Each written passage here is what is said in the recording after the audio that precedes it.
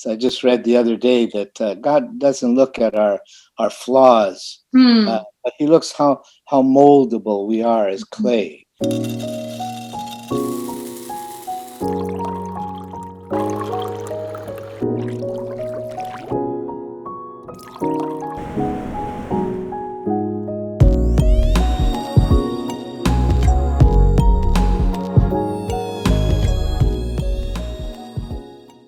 So, Alexander, welcome to our first ever coffee with an elder chat. So good to see you. There we go. We are so excited to be able to get to know what we now call legacy elders in the Central European region through these chats. We are going to sit down with all of our legacy elders and ask them the same questions. And we decided to start with you. Alexander, you are truly a legend in a Central and Eastern Europe. And today I'm just so excited to hear from you as you share and as I hear from your heart. I know your heart really beats big for Central Europe, and you have such a huge impact on this region. And as we start this chat, I would like to ask you a simple question. If you can tell us a little bit about yourself and a little bit about your family. Yeah, it's good to be with you. And I don't know about this Alexander thing. Yeah, my full name is Alexander Andreevich Akimoff, which is very Slavic, but most people know me by Al. So it's if you didn't recognize the Alexander, then yeah, that's probably why. But anyway, yeah, I come from a Slavic background.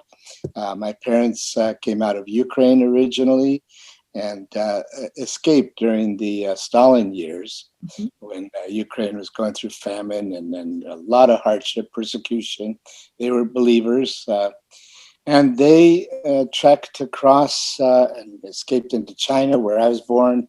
And then we escaped out of China finally when that was taken over and made our way, for my parents, a 25-year journey, actually. But made our way to San Francisco here in the U.S. And so I grew up there.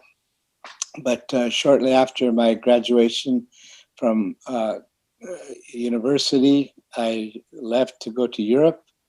I actually was part of YWAM already before that, but then, yeah, just at that time went to Europe and have been for the last 50 years involved with Eastern Europe and Central Europe. And we have I have a wonderful wife. She too was called to missions at a very early age and started in YWAM when she was 16 years old.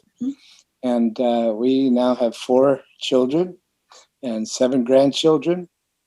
And Wow. yeah, we presently we lived in Europe for a long time and continued over the years segments living in Europe in Ukraine and Budapest and a number of other places, and but have had our home here in Oregon for some time now. So we're in Salem, Oregon. We live right across the street from the Oregon YWAM base here.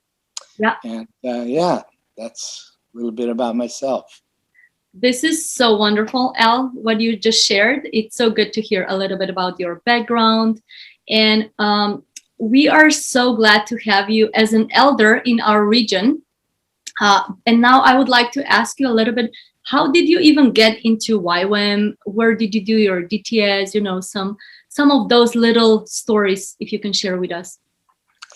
Well, as I said, my parents came from Ukraine, very conservative believers, and we came to America. And my generation of young people that grew up here, we kind of rebelled against God, and not so much against God, I would say, as much as our parents' conservative beliefs. Mm-hmm. And so we began to experiment with other things, and that led from, just simple things like going to movies, which we weren't supposed to eventually drinking, stealing, and eventually I ended up in jail with some of my friends. Okay.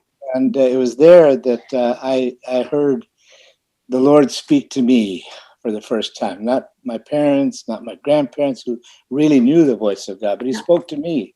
Okay. And He said, Al, is this what you want with your life? Wow. And I said, no, no. And I began to cry. I said, please, God, help me.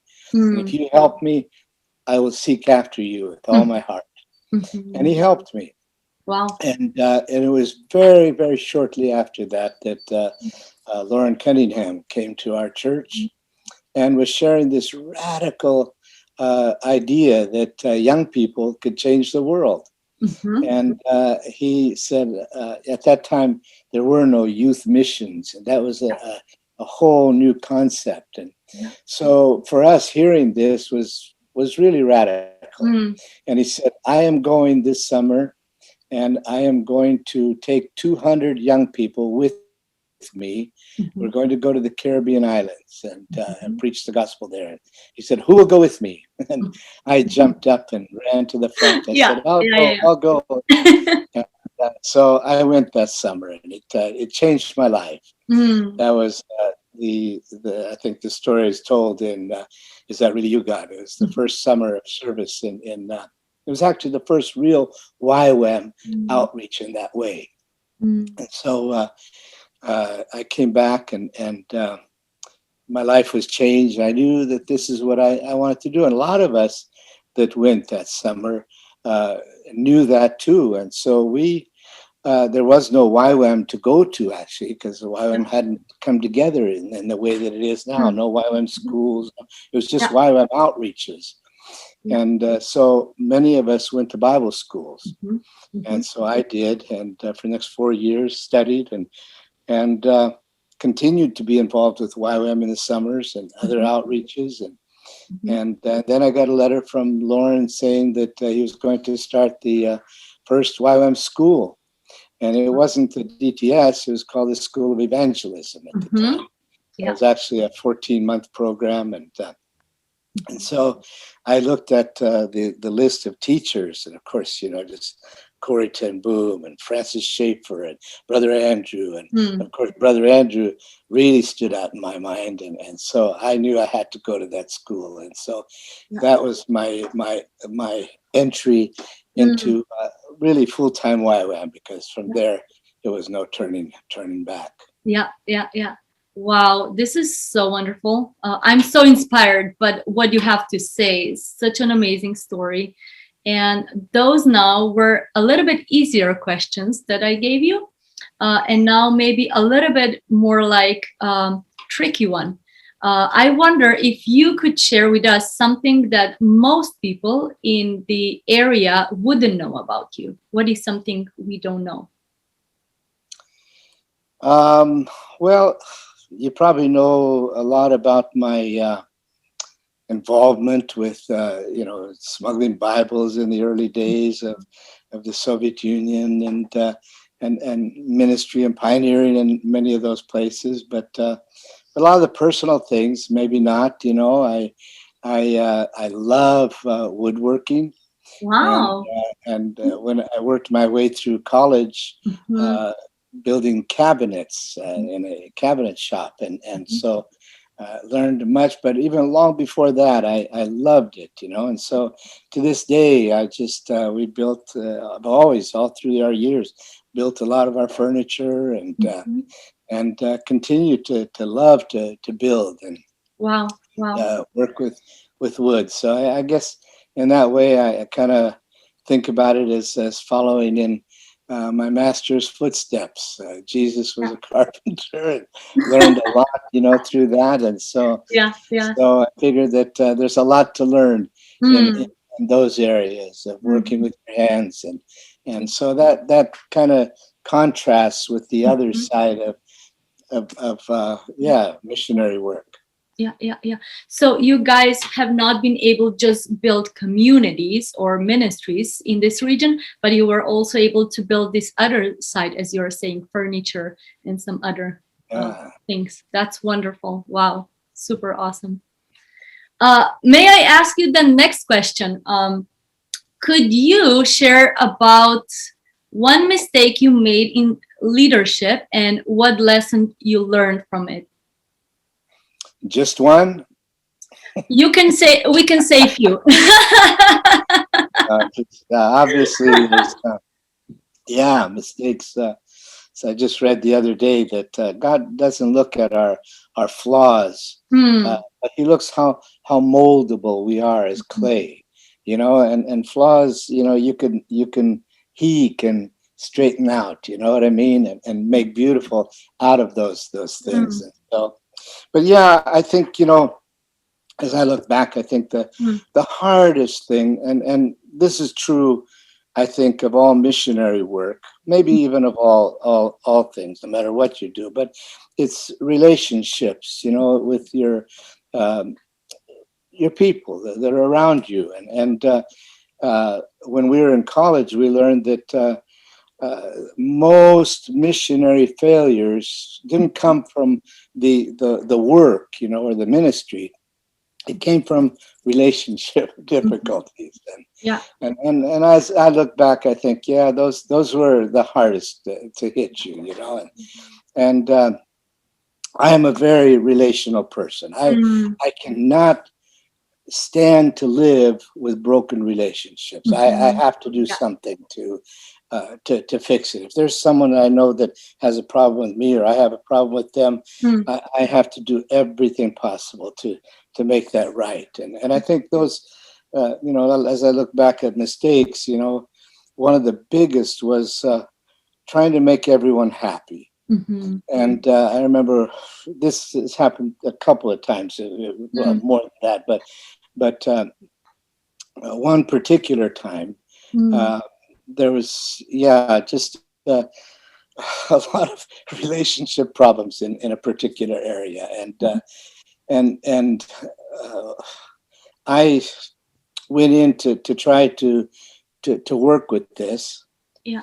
and it just was so difficult. But my mistake was trying to make everybody happy, Mm. and trying to not offend anybody, Mm. or it just and I ended up um, I think offending everybody, Mhm. and, and everyone was upset instead of happy, and it Mm. was because I was trying so hard to make everyone happy, and you just can't always do that, and Mhm. and I learned from it that yeah, the main thing is to go after truth, Mhm. to be honest in every way, and to Mhm. deal with issues and problems, rather than trying just Yeah. to bring things together to make everyone happy. It doesn't work, and so that was yeah, probably one of my biggest mistakes, and I hopefully learned from it. It Mm. happened several times, Yeah. so yeah, it was. Yeah. It's a big one. Yeah, it's definitely a big one, and it's present in any times. But I'm so glad what you said. You shared that it's so important to have Jesus in the center. So thank you so much for reminding us about how important this is. It's really inspiring to hear. Now, Al, as we are coming close to an end, I have this final question for you.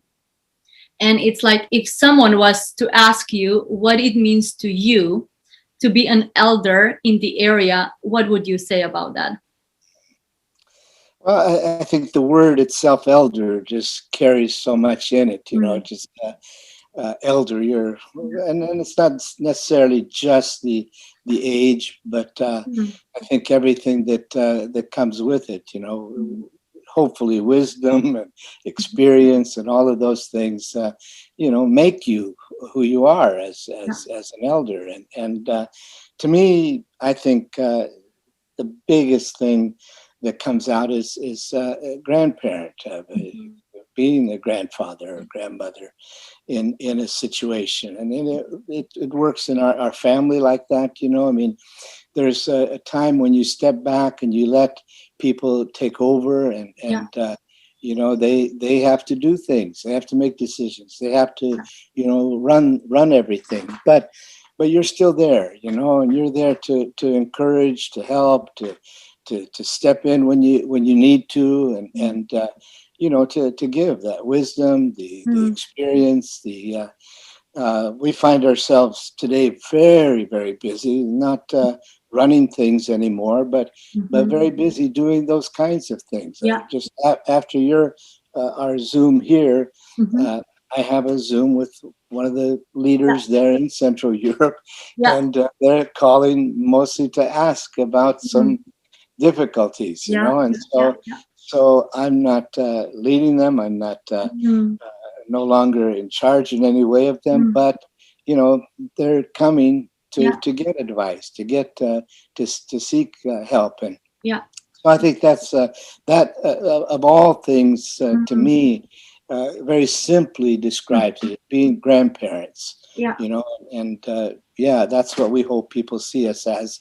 There in Central Europe, that we are grandparents. We love everyone very, very much, and I just want to stand with you all, to pray with you, to cry with you, laugh with you, just like we do with our grandparents. We give them candy when we can, and that's what we do. Wonderful. You definitely have a very loving and caring heart, and us as a region, we feel very supported, seen, and cared by you, you and your wife. So as I'm listening to you, I get so encouraged, and I see importance of what you share here so much. You carry so much wisdom and so much love for this area and for people here. So I would like to say thank you for being here with us and taking this time and sharing your heart with all of us for the Central European region. Thank you so much. Thank you. We love you dearly.